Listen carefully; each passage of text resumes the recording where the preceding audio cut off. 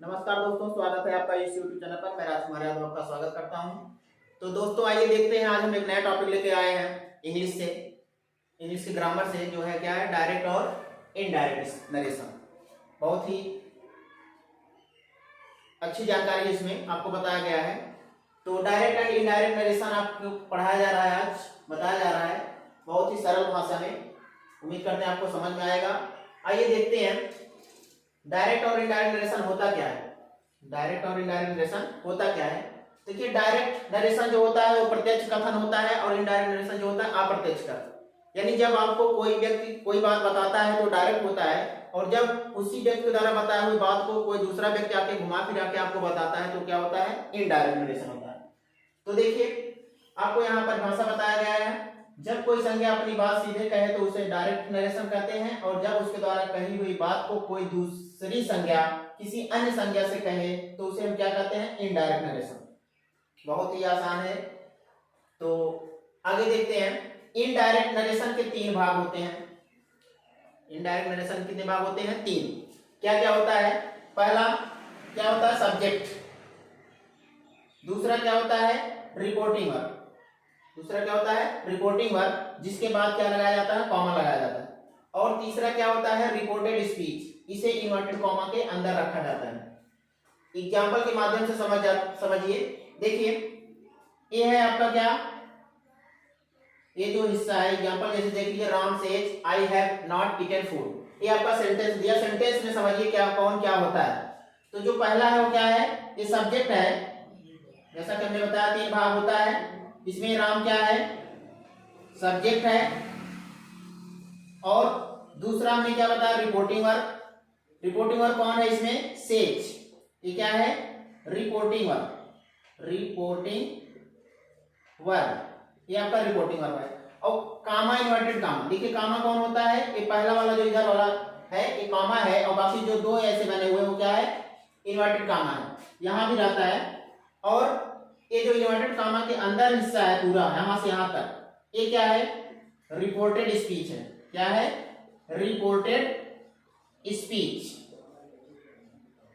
ये क्या है, रिपोर्टेड स्पीच। जैसा कि हमने आपको बताया कि डायरेक्ट नरेशन के तीन भाग होते हैं। पहला सब्जेक्ट, दूसरा रिपोर्टिंग वर्ब, जिसके बाद कॉमा लगाया जाता है। तीसरा क्या है, रिपोर्टेड स्पीच। इसे इन्वर्टेड कॉमा के अंदर रखा जाता है। तो देखिए, इन्वर्टेड कॉमा के अंदर रखा गया है।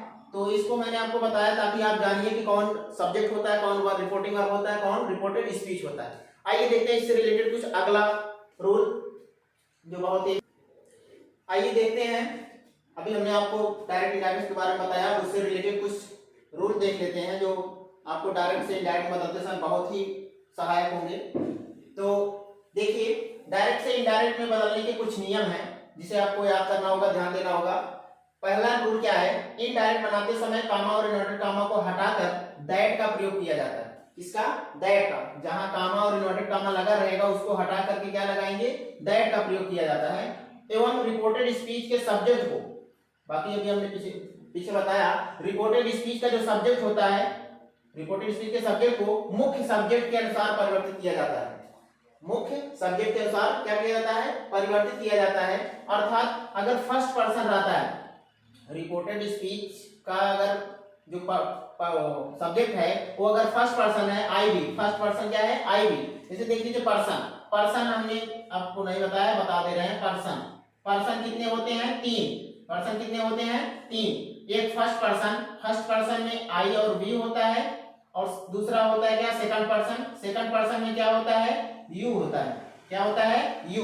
और थर्ड पर्सन बाकी जो बच रहे हैं वो थर्ड पर्सन में कौन कौन आएगा, ही आएगा, सी आएगा, इट आएगा, और दे आएगा, और कोई नाम रहेगा, नेम, वो भी थर्ड पर्सन ही है। कोई नाम है वो भी क्या है, आपका थर्ड पर्सन ही है।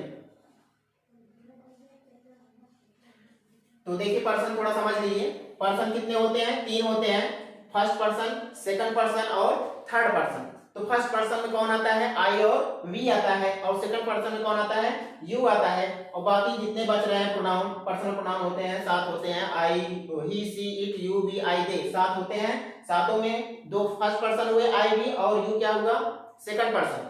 और बाकी जो बच रहे हैं ही, सी, इट, दे और कोई नाम अगर किसी व्यक्ति का है, कोई भी नाम हो, वो हमेशा किसमें होता है? थर्ड पर्सन में होता है। तो ये पर्सन है आपका, क्या है? पर्सन है। तो पर्सन को ध्यान रखिएगा। तो फर्स्ट पर्सन का अगर रहेगा रिपोर्टेड स्पीच का सब्जेक्ट आई वी, तो उसको हम किसमें बदलेंगे? Third person. थर्ड पर्सन कौन होता है? अभी हमने बताया ही, सी, इट, दे में बदला जाता है। ये था पहला रूल। आइए दूसरा रूल देखते हैं। यू को थर्ड पर्सन में तभी बदला जाता है जब रिपोर्टिंग वर्ब के बाद ऑब्जेक्ट हो। रिपोर्टिंग वर्ब के बाद ऑब्जेक्ट हो तभी यू को किसमें बदला जाएगा? थर्ड पर्सन में। अथवा नाम, एक मिनट, यू को थर्ड पर्सन तभी बदला जाता है जब रिपोर्टिंग वर्ब के बाद क्या हो? ऑब्जेक्ट हो। अगर ऑब्जेक्ट नहीं है तब नहीं बदलेंगे। थर्ड पर्सन अथवा नाम में कोई परिवर्तन नहीं होता है। थर्ड पर्सन और यह नाम रहेगा तो उसमें कोई परिवर्तन नहीं होगा। और तीसरा रूल क्या है? यदि रिपोर्टिंग वर्ब पास्ट टेंस में हो तभी रिपोर्टेड स्पीच के टेंस में परिवर्तन होता है या काल में परिवर्तन होगा।